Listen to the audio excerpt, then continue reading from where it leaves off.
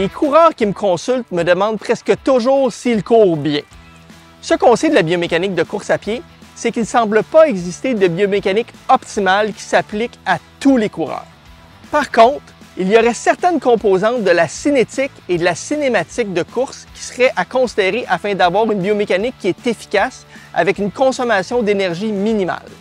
Dans la littérature, on rapporte qu'un coureur qui attaque le sol près de son centre de gravité, avec moins de phase de freinage, qui a une cadence plus élevée, autour de 180 pas par minute, et qui présente moins de déplacement vertical, aura une meilleure économie d'énergie qu'un coureur qui attaque le sol loin devant lui, ce qui aura comme effet d'augmenter une phase de freinage, de réduire sa cadence et souvent d'augmenter son déplacement vertical, ce qui amène inévitablement une perte d'énergie à se déplacer vers le haut plutôt que vers l'avant.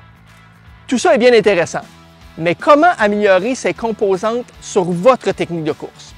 Bien, premièrement, de façon très progressive, car tout changement biomécanique provoque une modification de charge sur votre corps et augmente votre risque de blessure. Gardez aussi en tête que de modifier votre patron de course pourrait temporairement augmenter votre consommation énergétique et réduire votre performance.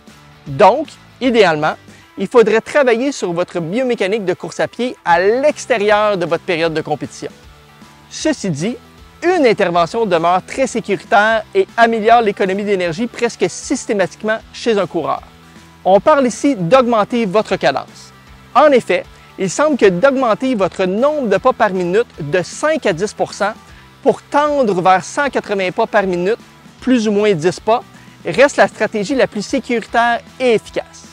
À ceci, vous pouvez ajouter de courir léger ou encore d'utiliser des chaussures plus minimalistes afin d'augmenter vos bons comportements de modération d'impact.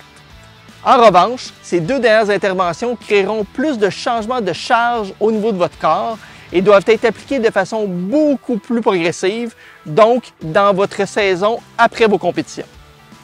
Surtout, n'essayez pas de modifier votre pose de pied au sol par une attaque sur l'avant-pied.